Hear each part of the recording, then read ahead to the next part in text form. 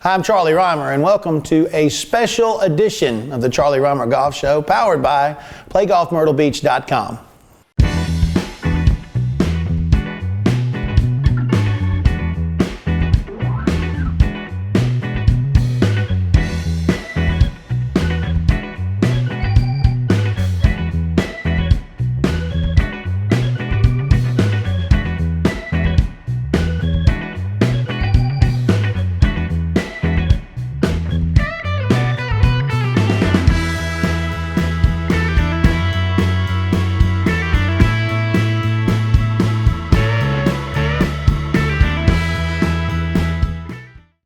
Thrilled to be joined by an esteemed panel of golf industry experts here in Myrtle Beach, South Carolina, the golf capital of the world. To my far right over here, Mr. Bill Golden. He's the CEO of Myrtle Beach Golf Tourism Solutions. To my right, immediately here, Dave Ginevro. He is a general manager of Barefoot Resort. Our host today, by the way, an award-winning 72-hole facility. Thank you for having us here today. And Steve Mays, who is the president of Founders Group International, a group with more than 20 golf courses here in the Myrtle Beach area. And Mike Busaroni. Well, every time I say your name, I get a little hungry every time I say that, Mike. But Mike is the president of East Coast Golf Management, a big player here in Myrtle Beach. And we appreciate you joining us, and gentlemen, appreciate you guys being here as well. Our show today, we're going to talk about what's going on here in Myrtle Beach currently, but more than that, we're going to look towards the future, both near term and far term. Not only what's going on with the situation here in Myrtle Beach right now, but golf in general.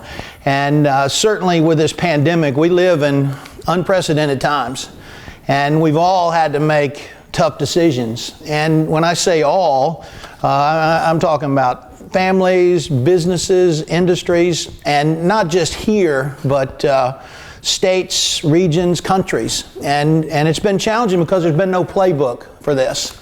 And like all crises, even this one, I think when your perspective gets high enough, you see some silver linings, and we're going to get to that in a minute. But before we do that, Bill, unfortunately, you've got the short straw. You're so good delivering bad news or challenging news. That's one of your superpowers. But just maybe give us an update of the challenges that are facing the golf tourism industry here in Myrtle Beach right now. Sure. Well, you said the word, which is unprecedented. And like any industry that relies on consumer spending, golf tourism here in the area, it was like nothing we've ever experienced before. And of course, for those who know or familiar with the Myrtle Beach golf season, spring is our high season. You know, March through May is golf package season, and our courses are in the best shape. And frankly, that's the most critical season for our golf industry. And we lost it. In all fact, we lost that season. Obviously, people couldn't travel. Flights were canceled, and it was a really unfortunate situation around the country. But our industry, the economic impact here was considerable. And as you can imagine, from a local standpoint, from a state standpoint, the tax impact to the state, it was a significant hit, not only just on the golf side, but also tourism in general. Yeah, no doubt. It's been tough for all industries. And we're going to recover, and it may not be a 100% full recovery where every part of every business recovers, but we're going to do the best we can, no doubt about it. But as I've gone through this from my personal perspective, Dave, living here in Myrtle Beach now, I've been able to get out and play a lot of golf, and I've been to a lot of golf courses. Your facility here, 72 holes, you got one of the biggest driving ranges you'll ever see. Every parking lot that I've gone to play golf during this pandemic, it's been full of people. Tee times have been full. And I get the feeling, and we'll get to you guys in a second, but I get the feeling that as we've gone through this horrible crisis, that people have turned to golf and they've come to appreciate golf maybe more than they did before. I almost feel like we're all going through this reawakening of our love of this game of golf. Do you share that feeling? Oh, I do 100%. The members, the locals that were here, supporting the golf courses during the last couple of months. It was tremendous, and you know, they realized that there was very little that they could do during that time. And coming out to the golf course in the time of the year when our golf courses are all in fabulous shape across the board. Everybody is in tip-top shape for the spring season, and the weather was perfect this spring. They had the golf courses out here. I don't want to say to themselves, but there was less play because the people, the travelers, the package play was gone. They came out, and I think they appreciated what they had even more. They appreciated the game. The tough thing that what I saw with both our locals and our members was, as much as they love the game of golf, even more the social aspect of it, how much they miss the getting together for a drink and lunch after the round. But they were willing to give that up because they still had the golf part of it. As we move forward ever so slowly, you know, you see them opening back up and enjoying a little more of the social aspect with restaurants opening at limited capacity. But it made them realize how lucky they are being here in Myrtle Beach and living in the area, how lucky they are to be members, whether it's at Barefoot or any other golf course here within the Grand Strand, the golf capital of the world, as you said earlier in the message, and seeing them kind of come together as family. And they are, in a way, they are our big family, all of our golf courses, because they're locals and they play here as often as they can. And we enjoyed being able to have them during the time we were restricted. It was obviously helpful to all of us. And in the game that they normally play once or twice a week, they started playing more. And in talking to some of our members, they like that. They said that, you know, we need to find more time to play golf, you know, especially some of them retired. And they said, you know, before I get too old, I was playing once, maybe twice a week. Now I'm playing 3 or 4 times, and I'm enjoying it. It's good exercise, and it's nice being outdoors. So, Steve, like Dave, are you seeing at your facilities these emotional ties to golf being reignited? Yeah, I think definitely. I mean, as Dave said, the locals and our members are out playing more, and I think they took it as a renewal of their love for the game. It's something they could do that when there was very little going on, and they really took pride in going out and playing golf and saying they would go out and playing golf. We saw people play more. We saw people who hadn't played that much and played golf once or twice a year come out and start playing again. My oldest son started playing really for the first time during this time. So a lot of people kind of reignited or ignited that flame for golf during this time. And Mike, I know a lot of folks, myself included, a lot of the things that I was doing on a regular basis, I had to reevaluate all of that and look at the resources I have and utilize those resources closer to me, and it's been wonderful because I appreciate things closer to me rather than getting on a plane and flying across the country. The option hadn't been available. I've been maybe getting on the river and taking a cruise with a family, heading out to one of the golf courses. But have you seen habits start to change as we get into this as it pertains to golf? Yeah, I mean, like the guys have been saying, the golf has just been, you sit back and, you know, the play has been great, the locals coming out, the members. You know, the one question you start to hear when you're out walking around more is, like, who's that? Who's that? Who's that? These people are coming from out of their houses, and they're playing more golf, which is great. But, you know, it's also given us an opportunity, because we haven't gone through this. We just haven't. You know, we could deal with a little storm rolling through. We know the prep, boom, 3 days it's gone, and we're ready to roll. But this has been here, and it's kind of shown us maybe hit the reset button on some things, on how we operate on a normal basis. Everybody gets into that mode, like you come in, you check them in, go out. But, you know, we have found ourselves, you know, the guest service, I think, is even at a higher level now in our area, just for the fact of the other precautions that we're taking for the guests and the members and the golf carts, and going out and saying hello. And when the people are coming to the course, reassuring them that, hey, we're really excited that you're here, and getting them more excited. But what Dave said, and, you know, everybody's going to continue to say it, is it's amazing how the members and the locals have embraced the golf and the staffs. Can't forget the staffs on all this. I mean, we're sitting here, you know, beautiful clubhouse, and it's our staff still sanitizing the carts. You know, they're our front line, not to discredit anything that's going on in the medical field, but, you know, we got employees that are out there that are dealing with the customers and the members on a day-to-day basis. And it's important that we recognize them too, but it's been great. I mean, Myrtle Beach looks like it's the best landscaped area ever, because people either are going to play golf now or mulch their yards. I mean, that's all I got. You see all these people, they can't wait to come to the golf course because they're tired of doing landscape. But it's been positive as we go through this. Dave, the challenges of having your 72-hole facility here, one of the things that I've noticed, the lines of communication with membership, with resort guests, with daily fee guests on a bigger scale here. The communication has been vital, because you got to get to the folks coming to play golf. You got to let them know as we've gone through this, and of course we're evolving out of it now. But all the restrictions. What have you learned as you've gone through this whole process of how to communicate with your membership and your guests, maybe in a more effective manner? I think it's just that you almost can't over communicate.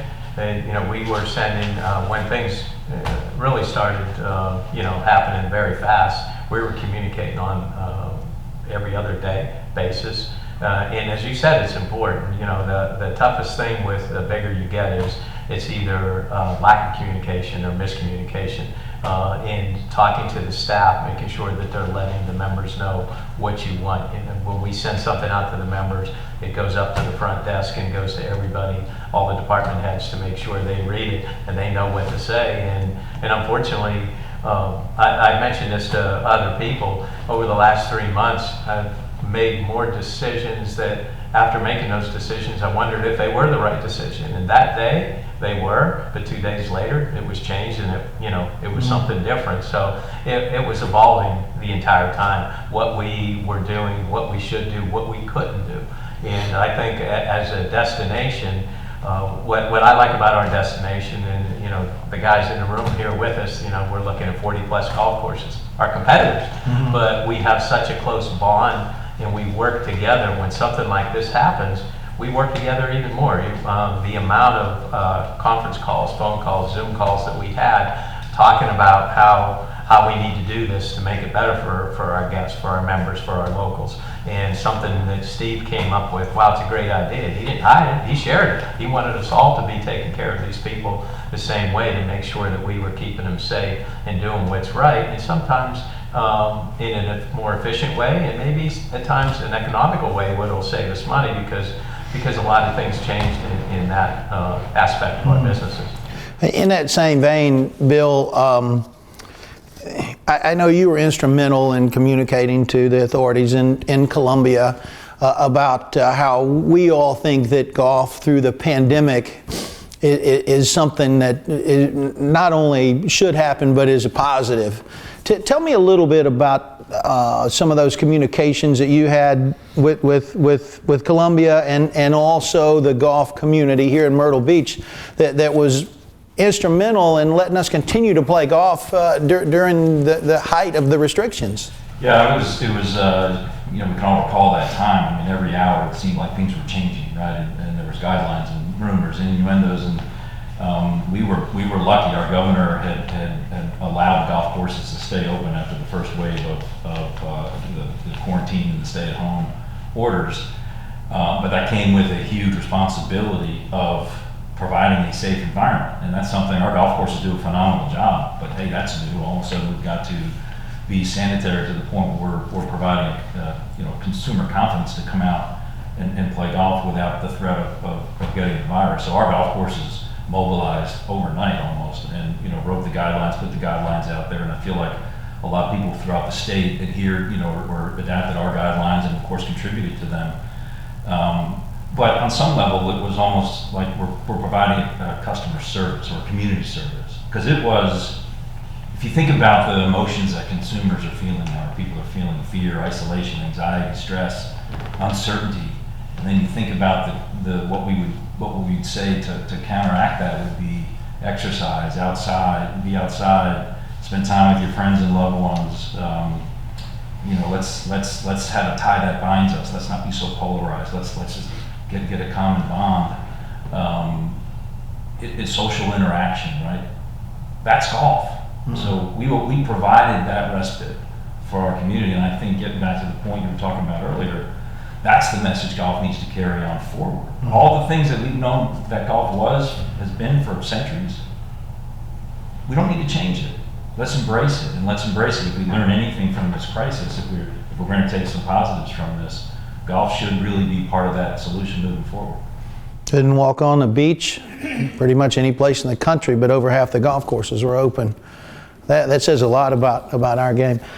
Steve, some of the things that you learned working through this crisis, what was maybe the biggest lesson that you're going to take away from having dealt with this pandemic? That's a big question, Charlie, and we learned a lot of lessons going through there. But I think to piggyback on the question earlier and Dave's answer, I mean, it's communication.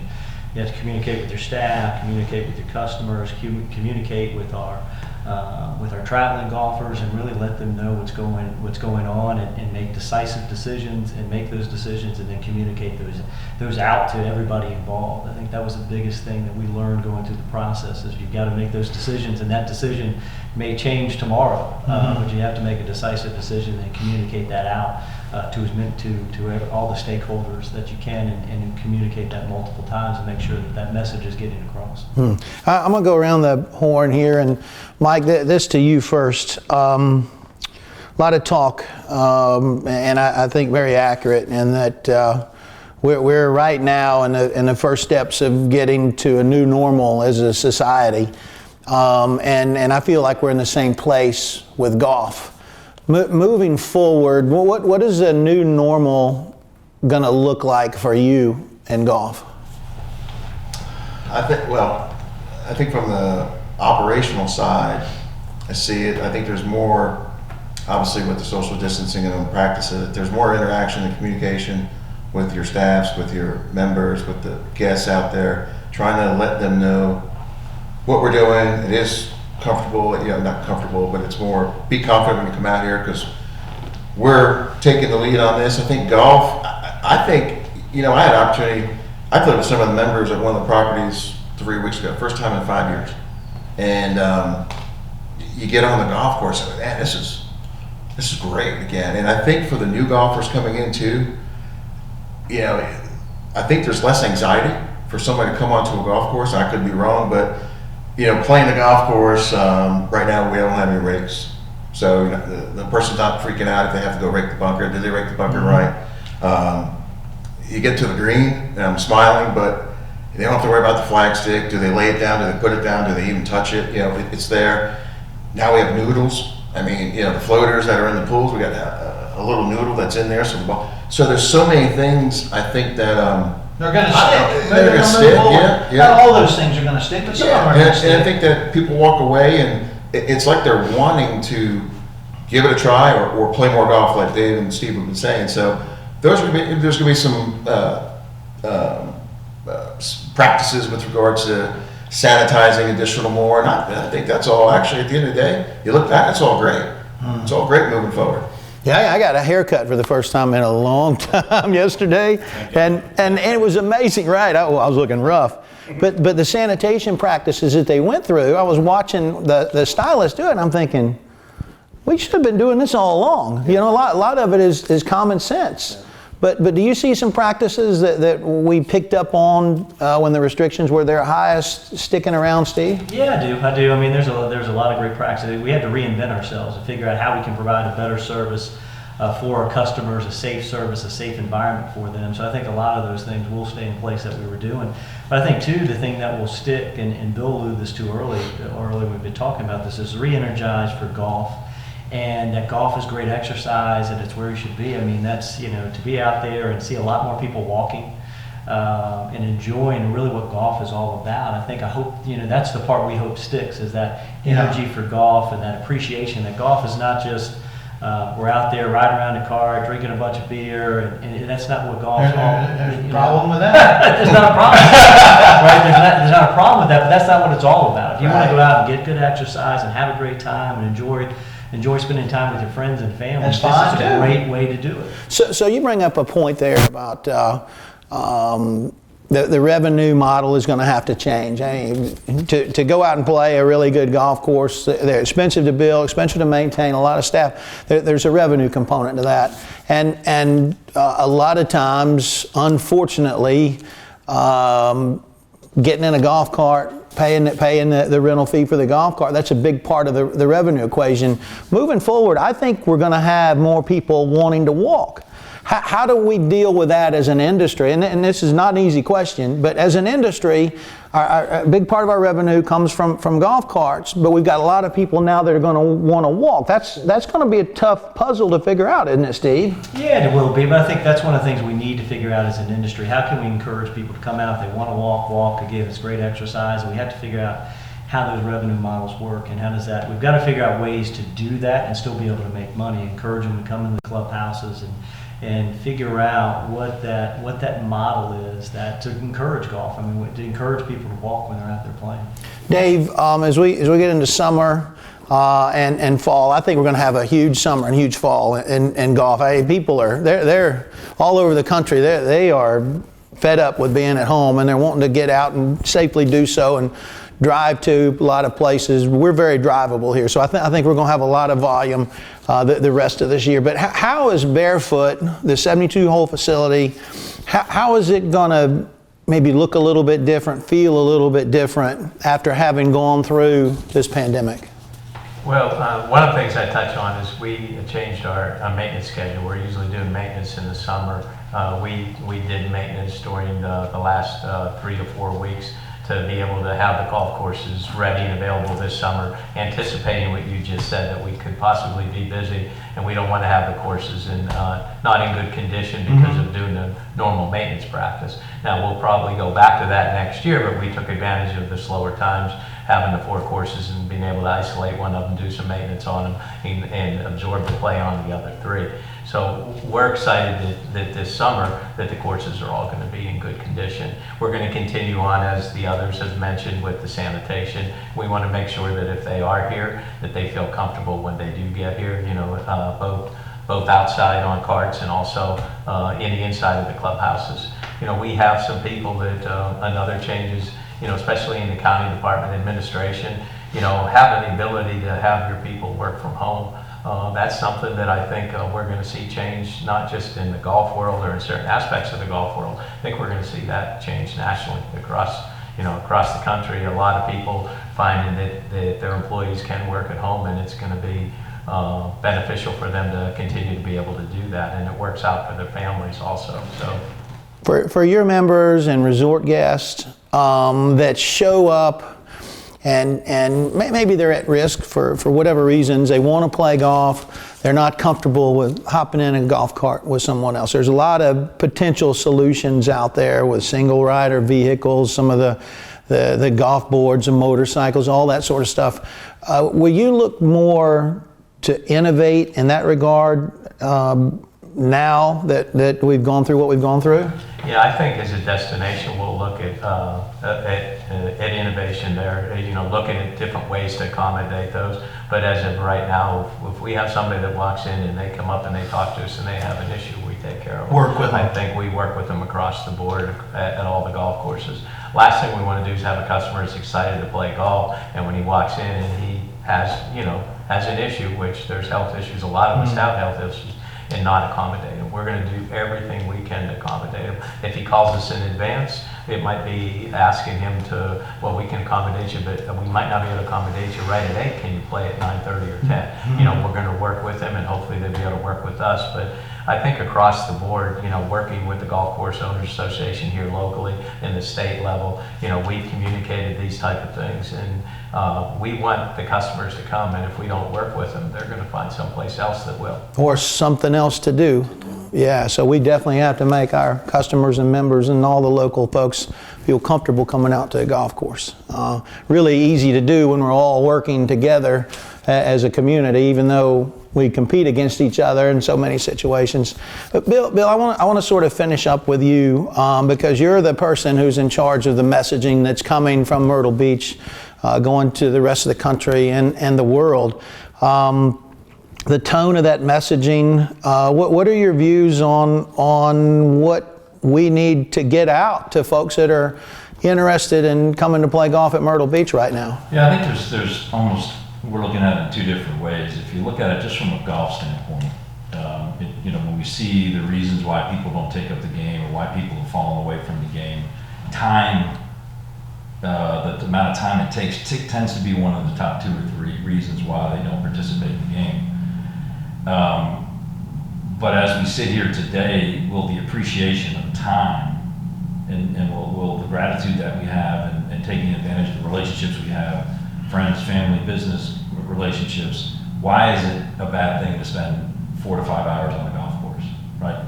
Why we should embrace that, not hide from it. We don't need 3-hole rounds. We don't need, why it should be okay. And like you said, during this time period, it's like all of a sudden we've slowed down. I've seen neighbors I haven't seen in a while. Lots of people riding around on bicycles. The golf course is full. In fact, it feels like the late 90s on the golf course. People are walking. There's people hitting balls on the range. There's an excitement around it. So I think that's one side of it on the golf side, is let's embrace that. In Myrtle Beach, what better place could you find than to come to Myrtle Beach to have that kind of experience? Again, with your pals, with your families. You've got all the great activities down here. So it's, what we need to be careful as, we wait out this virus and how it's going to continue to progress. Hopefully it's on the way down. But at the same time, we need to be present in people's minds that this is a destination that's open. We're adhering to all the policies. We're delivering a safe environment. It's drivable, obviously, so it's not only maybe an option, maybe a new option for somebody who typically used to fly to the West Coast or to Arizona. They can come to Myrtle Beach. But everything that we need as humans exists right here in Myrtle Beach right now, right? Relaxation, weather, ocean, a respite from the news, spending time with people that we enjoy and getting out and doing some fun things. And golf should be, golf will play a critical role in that. Yeah, and we're certainly capable of doing all of that and following the appropriate safety protocols. So, gentlemen, I appreciate your time today. My takeaway from being here with you this morning is, number one, golf is good. It's been good for right at 500 years. It's going to be good after we're all dead and buried, which hopefully will be a long time from now. And the other thing is as an industry here in Myrtle Beach, we're open, we're prepared, we're ready. Come down and check out Myrtle Beach. You're going to like what you see right now. So thank you very much for your time. Thank you, Joe. Thank you. Appreciate you guys being with us on the Charlie Rymer Golf Show. We'll see you next time. Thanks for joining us. I'm Charlie Rymer. We'll see you next time on the Charlie Rymer Golf Show, powered by PlayGolfMyrtleBeach.com.